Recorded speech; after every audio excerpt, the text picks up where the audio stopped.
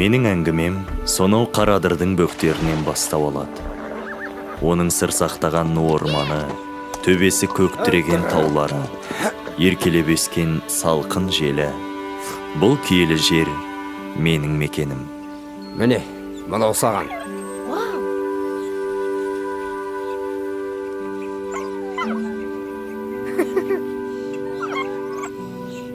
Қараңыз, көзін ашып жатыр. Құрмаш. Алғаш жарық дүние есігін ашқан сәтімнен ақ қамқоршым менің жан ашырым. Келе ғой. Асыр салып бірге ойнаған балалық шағымның айырылмас серігі.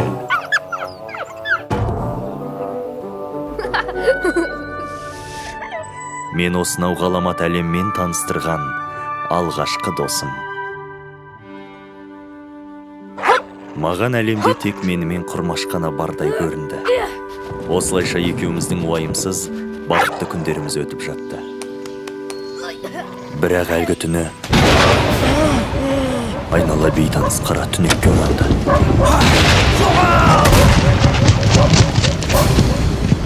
Алайық, кім бар?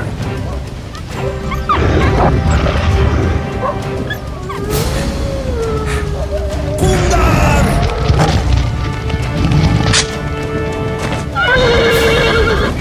Кетпесін, алдын ораңдар! Көксерек! Әйтсе де сол қара түнек менің жаныма жылы да жақын сезілді.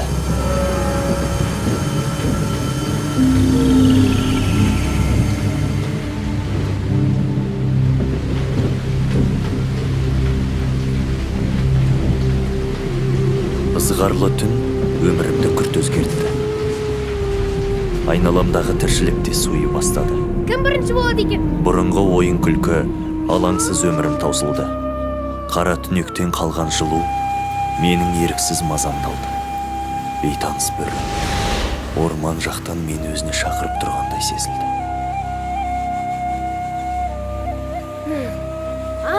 Қазір.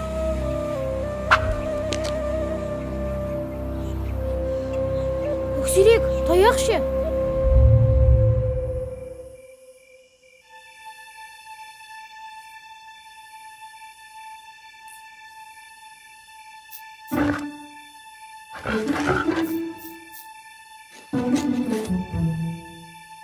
Әрбіріміздің осал жеріміз бар.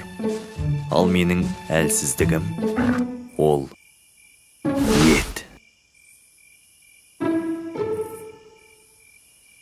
Шіркін, қарынның тоқ болғанына не жетсін?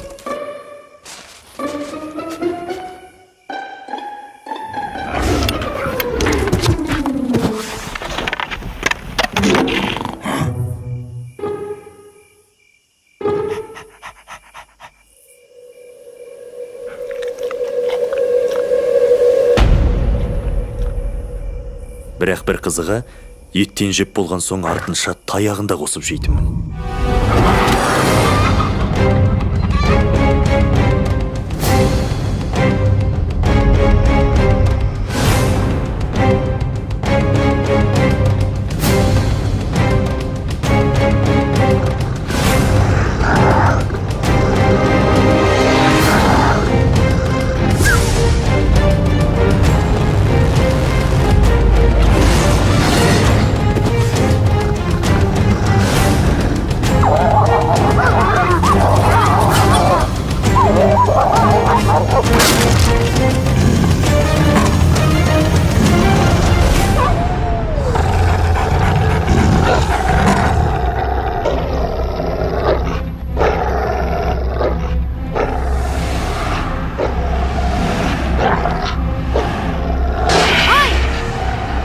Өлтір терісі сыпыру керек.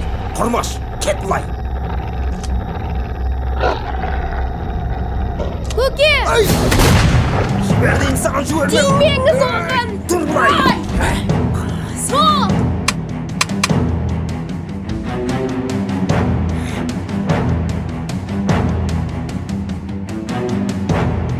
Аштық, жалғыздық, өкпеге кірген ащы суық сүйекті сырқыратты.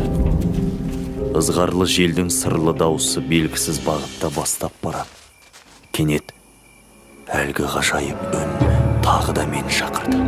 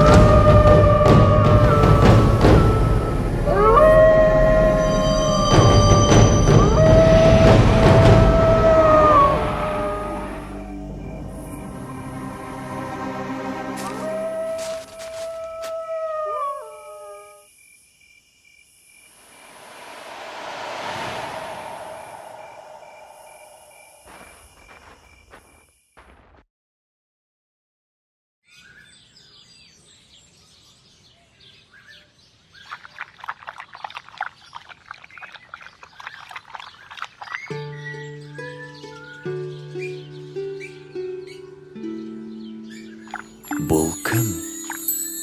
Не қылған жан? Мұндай ғажайыпты мен бұрын соңды көрмеппін.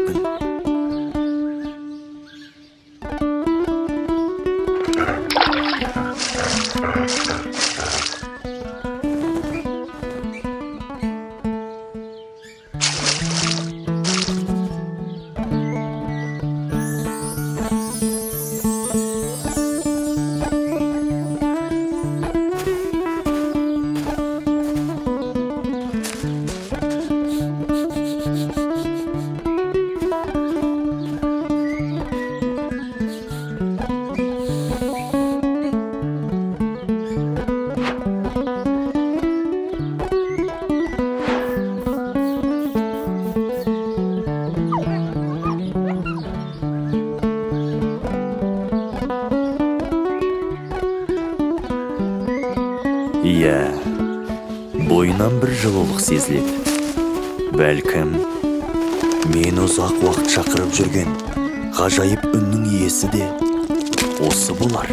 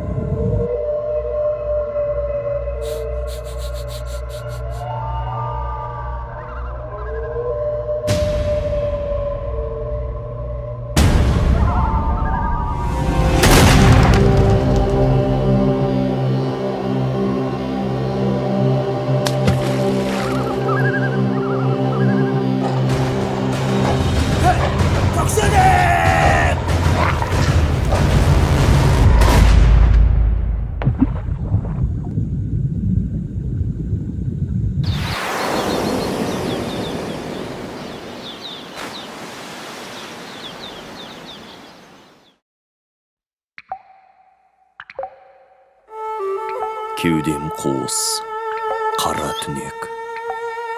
Еш нәрсе сезілмейді. Тағы да әлгі дауыс құлағымнан кетер емес. Бұл ненің даусы? Түсінер емеспін. Естілген сайын ішімді ашу мен ыза кернеп барады. Мүмкін алынбаған кегімнің дауысы болар.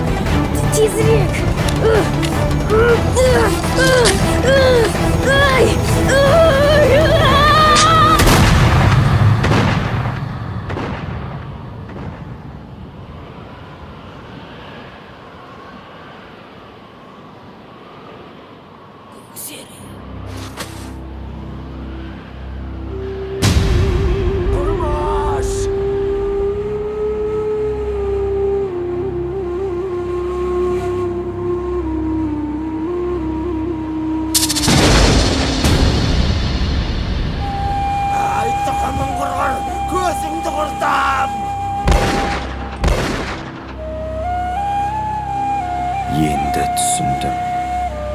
Сонау түннен бері мені еліртіп шақырып жүрген ғажайып үн. Кіршіксіз таза табиғатымның, қайтпас қайсар айбатымның, еш нәрсе тең келмес еркіндігімнің үні.